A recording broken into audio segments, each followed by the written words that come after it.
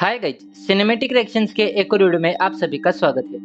दोस्तों, आज की वीडियो में हम बात करेंगे ताज डिवाइडेड बाय ब्लड के एपिसोड 3 और 4 की स्टोरी के बारे में। इसके पहले के एपिसोड्स की वीडियो आ चुके हैं, मैंने उनकी लिंक डिस्क्रिप्शन में दे रखी है, आप वहां से उसे देख सकते हो। तो एपिसोड 3 की शुरुआत करते हैं। एपिसोड 3 की शुरुआत में मुराद जंग जीत चुका है और वो अपनी फूफी बख्त को काबुल के किले से नीचे फेंकने की सजा देता है, लेकिन सलीम कहता है इनका फैसला बादशाह अकबर करेंगे। यहाँ अकबर काबुल के लिए आधे रास्ते में पहुंच जाता है और उसे खबर मिलती है कि मुराद जंग जीत चुका है और वो सिर्फ एक दिन और दूर है काबुल से। अब रात हो जाती है और जीत का जश्न मनाया जाता है। यहाँ मुराद दानियाल के साथ बदतमीजी करता है, इसलिए सलीम और मुराद के बीच लड़ाई हो जाती है। अब इनकी लड़ाई मानसिंह और बीरबल रोकते हैं। अब अगले सीन में दुर्जन हुक्का पी रहा है और वो उसे सलीम को भी ऑफर करता है। सलीम को उसका नशा ज्यादा हो जाता है और उसे अनारकली की याद आने लगती है। उसी याद में वो एक फूल की तस्वीर बनाता है। अब अगले दिन बादशाह अकबर काबुल आ जाते हैं। अब बादशाह अकबर बाला हिसार आ गए थे। यहाँ ढेर सारी लाशें थी। वो बीरबल से पूछता है कि कोई ज्यादा नुकसान तो नहीं हुआ है ना? तो बीरबल कहता है कि आपके बेटे आपस में लड़ रहे थे और अपनों का भी ज्यादा खून बहा है। अकबर कहता है जंग है तो खून भी बहेगा। यहाँ से सीधा अकबर कैद खाने में जाता है और वहाँ बख्त को देखता है। वो उसे कैद से रिहा कर देता है। यहाँ बादशाह बख्त से पूछता है कि मेरा भाई कहाँ है? बख्त कहती है कि मैदान जंग से भागने वाले कहाँ जाते हैं किसे पता। बादशाह कहता है तुम नहीं गई। तो बख्त कहती है भागने या लड़ते रहने से ये जंग तो खत्म नहीं होगी ना। यहाँ पर बादशाह कहता है कि जंग तो खत्म हो गई है और मेरे पास तुम्हारे लिए एक जगह है। अब अगले सीन में काबुल का गार्डन दिखाया जाता है, जहाँ बादशाह अकबर अपने तीनों बेटों को बुलाता है। इस गार्डन में बाबर को दफनाया गया था और उसी को याद करने के लिए गार्डन बनाया गया था। यहाँ अकबर अपने बेटों को बाबर की बहादुरी की किस्से सुनाता है। यहाँ वो कहता है कि मैंने काबुल की सारी जिम्मेदारी मेरी बहन बख्त अल निसा को सौंप दी है। ये सुन के मुराद कहता है कि जंग मैंने जीती है और हुकूमत किसी और को क्यों? अकबर कहता है एक जीत से बाबर नहीं हो गए तुम। मैंने तुम्हारा टेस्ट लेने के लिए तुम्हें यहाँ भेजा था, लेकिन तुम्हारे नाक के नीचे से मेरा भाई भाग गया और जंग खत्म होते ही तुम तो आपस में ही लड़ पड़े। तुम तीनों में से मेरे तख्त का कोई भी हकदार नहीं है और मेरे भाई ने साबित कर दिया है कि बिगड़ल शहजादों की भूख कभी नहीं मिटती, चाहे कितनी भी दौलत और कितनी भी जागीर दी जाए। यहाँ बादशाह अपने तीनों शहजादों को अपनी जायदाद से बेदखल कर देता है और वो यहाँ ये भी कहता है कि हमारे तख्त पर वही बैठेगा जो सबसे ज्यादा काबिल होगा। अब अगले सीन में हम दानियाल को बाला हिसार की मस्जिद में देखते हैं, जिसे लग रहा है कि उसने एक गुनाह किया है हकीम को छोड़ के। यहाँ बदायूं आ जाता है और कहता है इसमें तुम्हारी कोई गलती नहीं है, गलती तो मुराद की है, उसने हकीम को पकड़ा नहीं। दानियाल को यहाँ लग रहा है कि उसने उसके अब्बू और भाई से गद्दारी की है। बदायूं कहता है जो हुआ सो हुआ, किसी को भी इस बात का पता नहीं चलना चाहिए। क्या पता मिर्जा हकीम ही सही हो। बादशाह अकबर वैसे भी आजकल अपने मजहब से दूर जा रहे हैं। अब हम दुर्जन और सलीम को देखते हैं। यहाँ सलीम कहता है ऐसे कैसे जायदाद से बेदखल कर दिया, हम अयाशी कैसे करेंगे? दुर्जन कहता है आप बड़े हो, आपका हक है तख्त पर। सलीम कहता है नहीं दुर्जन, मुझे बादशाह से बात करनी होगी, वो मान जाएंगे। अब हम अगले सीन में बादशाह को अनारकली के साथ देखते हैं। यहाँ अनारकली बादशाह के सामने डांस कर रही होती है। तभी यहाँ बादशाह की तबीयत खराब हो जाती है। यहाँ बाहर सलीम बादशाह से मिलने आया है, लेकिन दारवान उसे अंदर जाने नहीं देते। सलीम गुस्से से अंदर चला जाता है तो देखता है कि बादशाह नीचे गिरे हैं। ये देखकर वो झट से बादशाह के पास चला जाता है। यहाँ वो अनारकली को देखता है। दोनों एक दूसरे को थोड़ी देर देखते हैं। उन्हें ऐसा करते हुए अबुल फजल चुपके से देख लेता है और बाहर से आवाज देता है शाह सलीम, बादशाह ठीक है? सलीम उसे अंदर बुला लेता है। अब अगले दिन बादशाह अपने साथियों को बताता है कि मैं जब बेहोश हुआ मुझे एक ख्वाब आया, जहां मैं पहाड़ के चोटी में खड़ा था और एक आसमान से एक रोशनी आ रही थी। जब मैंने नीचे देखा तो हर मजहब के लोग अपना हाथ पकड़े खड़े थे। ये सुन के बदायूं कहता है इसका क्या मतलब जापना? अकबर कहता है मुझे लगा आप कुछ बता सकते हो।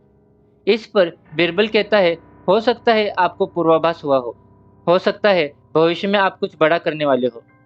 यहाँ पर अबुल फजल कहता है लगता है अल्लाह ने आपको किसी नेक काम के लिए चुना हो। यह सुन के बदायूं कहता है क्या बेफिजूल की बातें कर रहे हो अबुल फजल। इनकी बातें सुन के बादशाह कुछ सोचने लग जाते हैं। यहाँ फादर कहता है, लगता है आपने फरिश्तों को नहीं बल्कि खुदा को देखा हो। ऐसा पहली बार होगा जब खुदा ने डायरेक्ट किसी से बात की हो। अब एक बादशाह खुदा का पैगाम लोगों तक पहुंचाएगा। अब अगले सीन में मानसिंह मुराद को कहता है कि काबुल कोई भी संभाले, जीता तो अपने ही है। यहाँ मुराद कहता है, मुझे लगा अबू मुझ पे फक्र करेंगे, लेकिन उन्होंने तो मुझे ही सजा सुना दी। मानसिंह कहता है, आपके अबू को आप पे उतना ही फक्र है जितना मुझे है। बस एक बादशाह को अपने जज्बात छिपाने पड़ते हैं। आपने साबित कर दिया है कि शाही कमान संभालने में आप माहिर हो, और ये एक मजबूत कदम है तख्त की तरफ। यहाँ मुराद कहता है कि कल अगर तख्त की बारी आई तो क्या तुम मेरा साथ दोगे। इस पर मानसिंह कहता है, फिलहाल आज पर जोर दीजिए, कल की कल देखी जाएगी। अब अगले सीन में हम सलीम और दुर्जन को देखते हैं जो नशे कर रहे हैं। यहाँ सलीम अनारकली की खूबसूरती की तारीफ कर रहा है। यहाँ मानसिंह आ जाता है और दुर्जन को कहता है कि बहुत ताकतें आने वाली है, कुछ बुरा होने वाला है, तुम्हें सलीम का साथ नहीं छोड़ना है। अब अगले सीन में हम फादर को देखते हैं जो एक जोर की आवाज़ सुन के उसकी तरफ भागता है। वो देखता है मुराद गुस्से से तोड़फोड़ कर रहा है। यहाँ वो उसके गुस्से का रीज़न पूछता है। यहाँ मुराद कहता है, क्या करना होगा उस आदमी को खुश करने के लिए जिसके सीने में दिल नहीं पत्थर हो। फादर कहता है, मैं समझता हूँ, लेकिन जिसे आप पत्थर समझ रहे हो वो असल में एक बर्फ का गोला है, एक दिन पिघलेगा ज़रूर, बस सब्र रखिए। मुराद कहता है, कितना सब्र, वो मेरे भाइयों पे तो मेहरबान है, मुझ पे क्यों नहीं। फादर कहता है, आप उन्हें मोहब्बत दिखाइए, बदले में वो आपको मोहब्बत देंगे। अब अगले सीन में अकबर एक मीटिंग बुलाता है जिसमें वो सभी धर्म को एक कर देता है। वो यहाँ अपने ख्वाब के बारे में बताता है। वो कहता है, ये परवरदिगार की तरफ से भेजा हुआ पैगाम था और हमें चुना गया है ये पैगाम आप तक पहुँचाने के लिए। अकबर यहाँ दीन इलाही की स्थापना करता है और कहता है, आज से सब धर्म एक होंगे, सब इंसानियत प्यार से रहेंगे। ये सुन के बदायूं ने दानियल की तरफ देखता है और कुछ लोगों को लगता है अकबर ने खुद को भगवान घोषित कर दिया है, लेकिन बाद में सभी लोग अकबर का समर्थन करते हैं और इसी के साथ ये तीसरा एपिसोड खत्म हो जाता है। अब चौथे एपिसोड की शुरुआत में हमें कुछ पट्टे दिखाए जाते हैं। अकबर सभी के हाथ पर उन्हें बंधवा देता है, लेकिन यहाँ हम एक व्यक्ति को भी देखते हैं जिसका चेहरा नहीं दिखाया गया है, लेकिन वो कुछ बना रहा है। वो उस चीज को एक जग में डाल देता है। अब हमें चित्तौड़ का किला दिखाया जाता है। यहाँ दीन इलाही के खिलाफ दंगे हो रहे हैं। अब हमें यहाँ महाराणा प्रताप दिखाए जाते हैं। यहाँ महाराणा प्रताप दंगे करने वालों से जंग छेड़ देते हैं। यहाँ एक आदमी पूछता है, कौन हो तुम। तो वो कहते हैं, मैं महाराणा प्रताप, उदय सिंह द्वितीय का पुत्र, मेवाड़ का राजा। ये जिस मिट्टी को तुम अपने खून से गंदा कर रहे हो ना, वो हमारे पूर्वजों की है और वो हम तुमसे वापस लेने आए हैं। अपने बादशाह अकबर से मिलना तो कहना प्रताप ने सलाम भेजा है। अब हमें दीन खास दिखाया जाता है। यहाँ अकबर की मीटिंग में दीन इलाही पर चर्चा चल रही है। यहाँ बदायूं ने कहता है, पुराने रीति रिवाजों से छेड़छाड़ कौन पसंद करता है। इस पर बिरबल कहता है, वक्त के साथ हमें भी बदलना चाहिए। सदियों से हम यही मानते आ रहे हैं कि धरती अपनी जगह खड़ी है और सूरज घूम रहा है, लेकिन पश्चिम से खबर आ रही है कि असल में सूरज अपनी जगह पे है और धरती घूम रही है। अब मानसिंह कहता है, खबर सच्ची हो या झूठी, लेकिन हमें खतरे को नज़रअंदाज नहीं करना चाहिए। लाहौर में कुछ बागियों ने हथियार उठा लिए हैं और महाराणा प्रताप भी अपनी गुफा से वापस आ गया है। इस पर अकबर कहता है, वापस आ गया है वो। इस पर मानसिंह कहता है, जी हाँ, और मेवाड़ वापस लेना चाहता है। उसने तो हमारी एक छावनी पर कब्जा भी कर दिया है। इस पर बदायूं ने कहता है, काफिरों वाली फितरत। ये सुन के बिरबल कहता है, प्रताप चाहे कैसा भी हो पर वो कायर नहीं है, वो बहुत ही होशियार और इरादों का पक्का है। मुगल सल्तनत से अकेले लड़के उसने महानायक का दर्जा प्राप्त किया है। यहाँ अबुल फजल कहता है, अगर उसे हल्दी घाटी में खत्म कर दिया होता तो ये समझ नहीं आता। इन सब की बातें सुन के अकबर कहता है, मुझे कोई फर्क नहीं पड़ता कौन किससे लड़ रहा है, हिंदुस्तान के हर मजहब को एक करना हमारा मुकद्दर है। अब अगले सीन में हम कुछ आदमियों को देखते हैं जो दानियल को दीन इलाही के खिलाफ भड़का रहे हैं और उसे कह रहे हैं कि तुम्हें बादशाह के खिलाफ जाना होगा। वो कहते, आपके भाइयों से आगे निकलने में हम आपकी मदद करेंगे।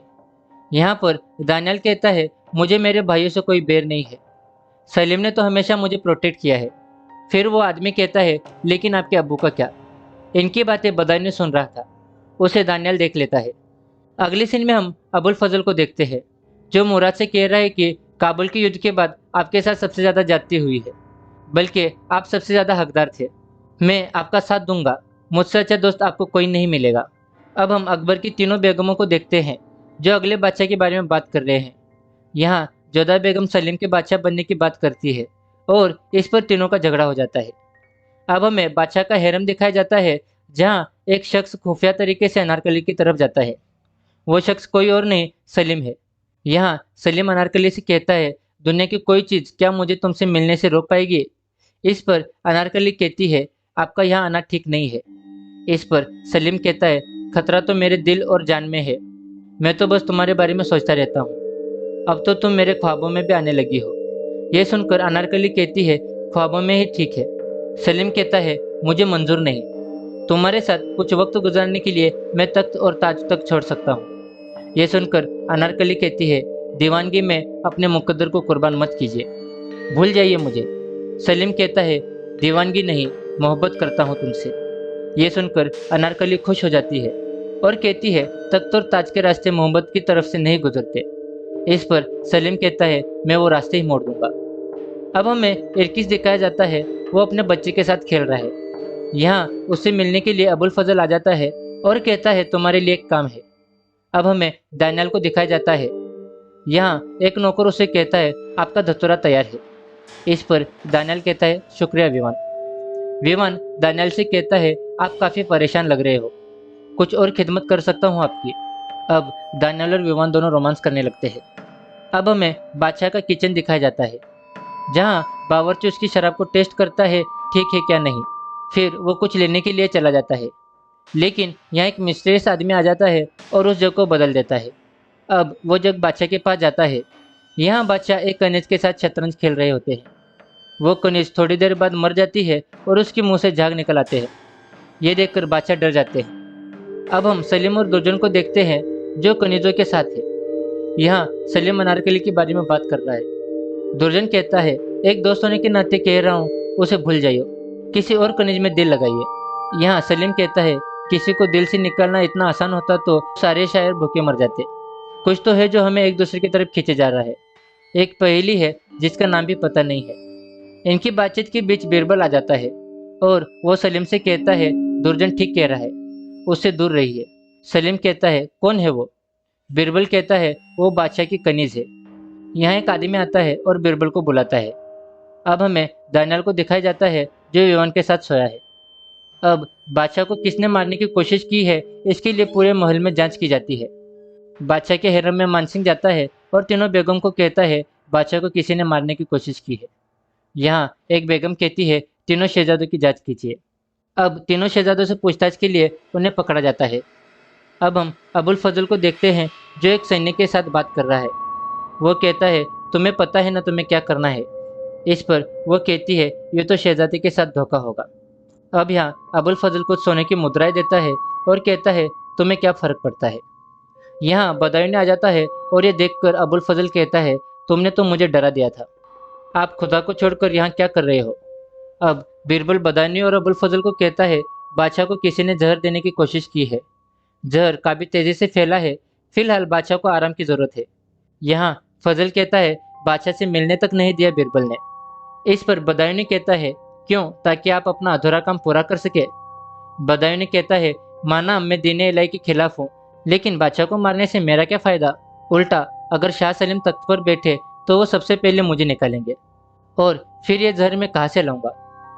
इस पर अबुल फजल कहता है, सांपों वाली फितरत है आपकी, आपको जहर की क्या कमी।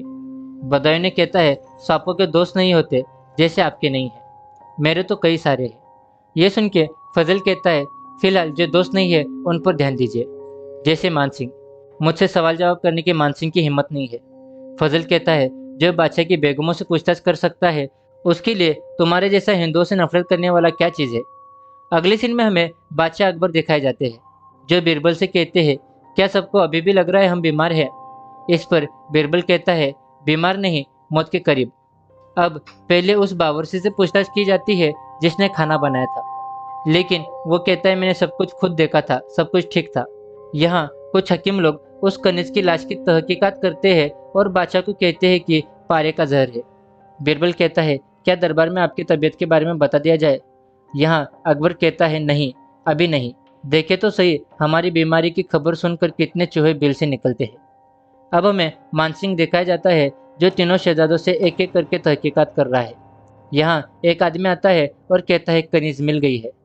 अब मानसिंह और बादशाह रात के अंधेरे में उस कनीज के पास जाते हैं जो मर गई है, लेकिन उसके हाथों में एक खत था जिसमें लिखा था कि शाह सलीम आपको हिंदुस्तान का बादशाह देखने के लिए 100 मौतें मंजूर है। ये सुन के बादशाह कहता है, और कुछ? इरादा तो जाहिर है। तुम्हें क्या लगता है बीरबल? इस पर बीरबल कहता है, पूरे यकीन से नहीं कह सकता, लेकिन एक बात जरूर कहूंगा कि औलाद से प्यार एक तरफ और इंसाफ एक तरफ। यह सुनकर अकबर कहता है, इंसाफ के साथ समझौता नहीं होगा। इसके साथ ये चौथा एपिसोड खत्म हो जाता है। तो दोस्तों, ये थे ताज डिवाइडेड बाय ब्लड के एपिसोड 3 और 4। आशा करता हूँ कि आपको हमारी वीडियो पसंद आई हो। मिलते हैं आप सभी से आपके अपने चैनल पर किसी और वीडियो में। Till then, take care. Salim, तुम पहले मुगल हो जिसके अंदर राजपूती आन भरी हुई है।